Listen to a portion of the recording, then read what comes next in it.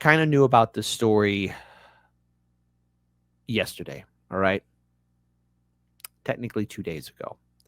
And this has to deal with one of our viewers, Cowboy Kitty, who is, an outstanding viewer, subscriber. We've seen him in a lot of community chats. Well, a few weeks ago, he informed me about what happened to his sister-in-law and how she was detained by ICE. Now, in our conversations, I was given an update, and unfortunately, it's not a good update. And we as a community now need to step up, and we need to give solidarity and support to Cowboy Kitty.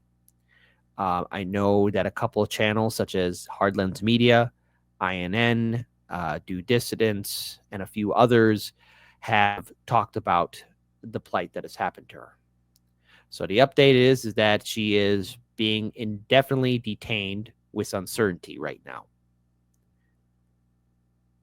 So she is detained. And there is a very real possibility. Again, I'm saying the possibility. Nothing has happened yet.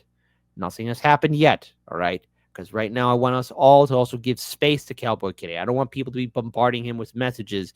I'm pretty sure whatever he will post publicly, he will do that. And yes, he's probably listening to us in the live stream chat as well. Cowboy Kitty, as the live stream chat is going on, if there's anything people can do right now, how they can help out. If there's an outreach group, I know there's a GoFundMe. So let us know. Let the community chat know. Moderators, be sure to boost it, okay? So his sister-in-law, Natalia, was not released. They're probably going to deport her. The criminal charges in Portage County are most likely going to be dropped. Now, that's the good news because it was an unconstitutional stop. And it is the only thing that has prevented them from deporting her thus far. So that's good. We're not out of the woods yet. So right now, they're trying to do everything they can to prevent her from being deported. And they're possibly could be deporting her to Ukraine, which is a place she escaped from. Okay. Now she has a daughter. I want to make it very clear that she never had any issues. She has no criminality. And I think, unfortunately, and this is something that was pointed out in another article from a great independent reporter, and I want everyone to remember this person. This is a content creator. They have a Substack, and they go by the name of Descent in Bloom. Okay, now this article came out August 4th, and I want to give a shout out to Cowboy Kitty that also brought to my attention. So this is the original author, because unfortunately, Cowboy Kitty's sister-in-law could have been wrapped up into this horrific system in which you have local law enforcement doing favors for ICE, rounding people up. And that's not good. And from all of you, I want to just remind all of you that we did have outstanding independent reporter, CB Applejack, join us, in which he also told us his fair share story of being pulled over. So what's going on here? So it starts with a flicker of red and blue in the mirror. In Ohio, that's all it takes. A tag a month out, a stop sign interpreted too loose, a state trooper with a quota, that's a doorway. What happens after has nothing to do with traffic. This isn't theoretical. Ohio has been perfecting the traffic stop to deportation pipeline since at least early 2024. Gee, who was president around that time? Oh, yeah, Joe Biden. So let's go ahead and pull on with the rest of this. According to the American Immigration Council, the Ohio State Highway Patrol began colluding with the Border Patrol agents at the Sandusky base station to target Latino drivers in northern Ohio. They pulled over vehicles on flimsy pretexts, performed ID checks, and flagged names at DHS. That was the dress rehearsal. So there you go. So let's talk about Ohio. Starting with Mahoney County, they didn't join 287. They didn't need to. Sheriff Jerry Green who served 4 years as a Democrat before flipping to the GOP and running unopposed in 2024, made a simple deal. ICE pays $125 a day for each immigrant detained in Mahoney County Justice Center. As soon as Trump got elected, I contacted ICE in Cleveland and Homeland Security in Detroit and discussed with them what I would certainly have some open bed space. If they want to come and take a look at us, a particular facility that they want to be housing immigrants. With the capacity up to 150 people, that deal is worth over $4.5 million a year. By April 2025, Mahoney was already holding 95 ICE detainees a day. Most were picked up after minor stops and funneled into Green's jail like livestock into butchery. So here's one of them. And this is a real person. She's a flesh and blood human being. She has no criminal record. And guess what? She's family, Hardlands Media. And right now she is detained. They were hoping for her to be free. Hoping for her to be free. And they're not getting that.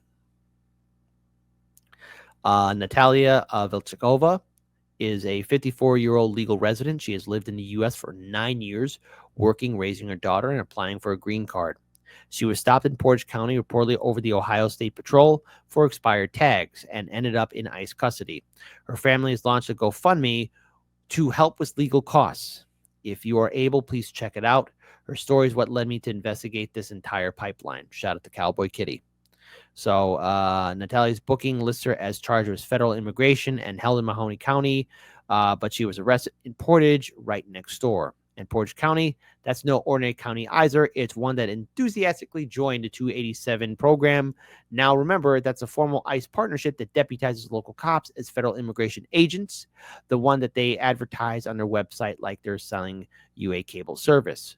Portage County Sheriff Bruce Zerwiski didn't just accept immigration powers, he jumped at the chance to join ICE enforcement network while already under fire for abusing his position. Gee, already looks like a charmer. Zerwiski actually said that he was surprised more Ohio sheriffs have not already signed onto the 287 program because of how much safer he believes will make their communities. He said he is hopeful more sheriffs will do the right thing. Again, going after nonviolent immigrants doesn't lower crime. Again, nonviolent is the key word of the day. In 2024, this same man was accused of using jail inmates as free labor for his re-election campaign. They were made to haul gear, build booths, and work the county fair under his name, not for the public, for his political machine. And now that same sheriff holds federal authority to arrest immigrants and hand them off to the same jail system his allies profit from. Zerwiski never faced charges, but now he holds federal immigration authority to arrest people and then house them in one of the 6 facilities. ICE is paying in their neck of the woods, and that authority was used to begin the chain that removed Natalia from a minor traffic stop into ICE custody. This is a person. This is family, folks. And unfortunately, and I'm going to be posting a link to this article here in the live stream chat. Unfortunately, what they do to one person, they're going to do to us all.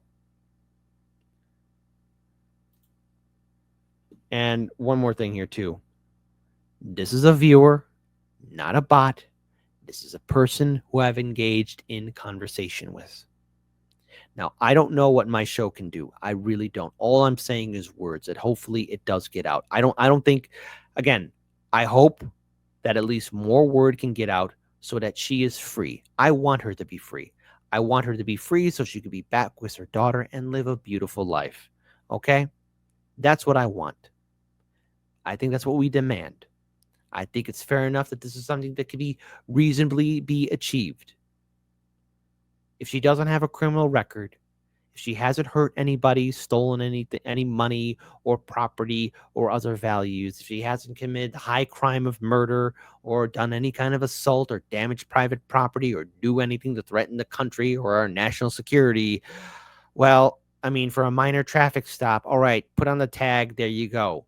Fix it. Simple as that. To be deported to an area that's a war zone? Yeah, that's in my list of no bueno. To which Cowboy Kitty here writes, thank you, Kit. I don't know what to do. Just share it, please. Nonviolent legal immigrants. Nonviolent legal immigrants. Again, nonviolent, nonviolent, nonviolent. Okay? All right? I want everyone to please keep on sharing. I want everyone to keep on speaking about this. One more thing here, too. She's chill. She didn't hurt anyone. Simple as that. Okay? Now, of course, Applejack. Definitely CB Applejack. I know you're in Ohio right now, but you need to definitely follow up with this story. And again, I want to pull up her GoFundMe right here, okay? Folks, this is her GoFundMe. Oh, sorry about that. Wrong tab. Wrong tab. I am so sorry. I apologize for that. All right, this is serious. Can't have any goofs.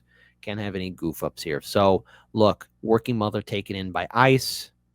Again, in a private conversation to speak about this again, you know, she's being indefinitely detained with uncertainty. So, look, this is a family that is afraid. This is a family that is struggling. Working mother taken in by ICE. This is a fundraiser for the legal defense of Natalia Vechova. All right. She has been here for 9 years legally and was currently in the process of applying for a green card, working and paying taxes as a box truck driver, taking care of her daughter, as she should. She has been taken into ICE custody after being illegally stopped over a registration that was not expired.